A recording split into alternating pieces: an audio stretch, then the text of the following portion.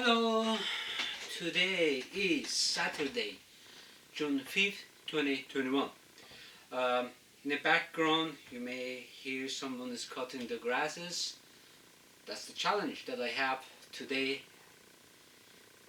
for my social justice, and it's very, very annoying. So you may hear the loud noise, I can't help it. I will be speaking the English language, then I will be switching to the Persian language. I try to have a little bit of a sense of humor for this week's blog entry. Please call Mullah's election Zorro is coming. What is Zorro? Zorro is a fictional character portrayed as a mass vigilant who defends California's commoners and indigenous peoples against corrupt and tyrannical officials and other villains. Zorro's signature all-black costume includes a cape, a hat, and a mask covering the upper half of his face. Zorro has a high bounty on his head in the stories, but is too skilled and cunning for the bumbling authority to catch him. He delights in publicly humiliating them. Therefore, the township started calling him Zorro due to his foxlike cunning and charm. Zorro is an acrobat, an expert in various weapons, but the one he employs most frequently is his rapier sword, which he often uses to carve the initial Z on his defeated foes and other objects, signs his work. He is also an accomplished rider, his trusty steed being a black horse called Tornado. Incorporating Zorro theory in the Islamic Republic of Iran's election. Every few years, the Mullahs want to illustrate to Iranians that they are thinking about the well-being of Iranians. Some individuals from within the system declare to the public that they are running for government offices. They begin to display shows in front of the crowd that their actions are exactly like fictional character Zorro. The candidate begins to accuse the other candidates of stealing public properties and stashing those funds in the foreign nations. The following days, a candidate appears on a national television program and admits to wrongdoing. He added that others are stealing too. The public remains in a state of exclamation.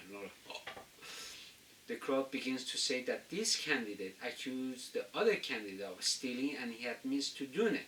The story becomes bigger. One candidate begins to blame another candidate for a high-profile figure's assassination.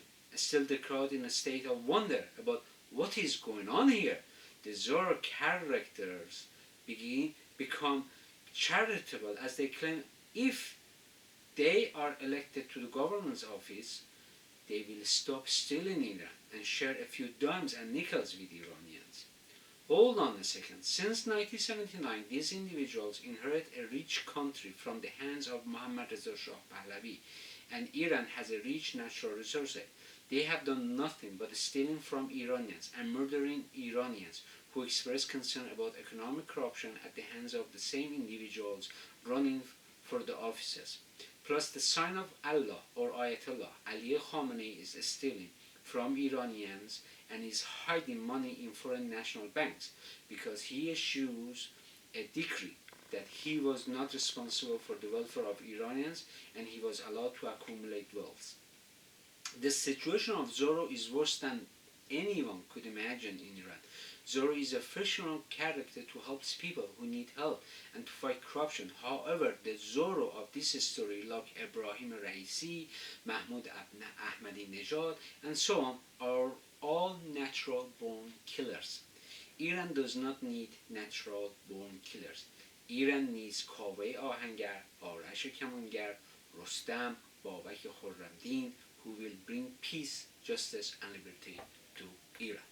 Okay, I will be speaking the Persian language. همه ماها زورو رو میشناسیم. زورو کی هستش؟ یه شخصی که با ناعدالتی های جامعه در حال دست و پنجه نرم کردن هستش و خیلی جالبه که وقتی که انتخابات را میندازن تو ایران، انتخاب هم که نیستش که خودشون تصمیم گرفتن کی میخواد مثلا فلان کاره بشه، میان چیکار میکنن؟ میگن که آره این شخص رو میبینی، این شخص دزدی میکنه. میگه کی میاد میگه بله من دزدی کردم، کارهای بد کردم، اینم دزدی میکنه.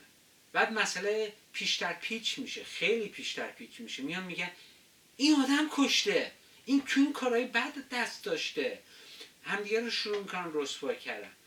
بعدن که این داستان همینجوری میپیچه و پیشتر پیچ میشه، میان میگن شما بیاید به ما رأی بدید، ما بهتون شکلات میدیم، آب نبات قندی بهتون میدیم، آدامس خروس نشان بهتون میدیم. این داستان همینجوری میده. ولی یه دقیقه صبر کنید، وقتی پادشاه عزیز ما ایران ما رو ترک کرد، اینا یک کشور پولدار دستشون بود. همون فائزه هاشمی اینجوری میگه ایران یک کشور ثروتمندیه، من نمیتونم بدزدم ازش. اینا واقعیت، شوخی نمیکنم، اینا واقعیت. این کارا رو کثیف رو میکنن. تو قسمت انگلیسیش نگفتم فائزه هاشمی رو، یادم بود نمیتونستم بیان کنم تو قسمت گفتنش. الان کیا این وسط اومدن بازیگرن؟ دیدی که محمود احمدی نژاد اومد گفت همه دزدن و بدن و اینن و اون، خودش آدم کشه. ابراهیم رئیسی خودش آدم کشه. ما واقعا یه آدم کش رو میخواییم بزنیم سر کار؟ نه، ما ایران دوست رو میخواییم.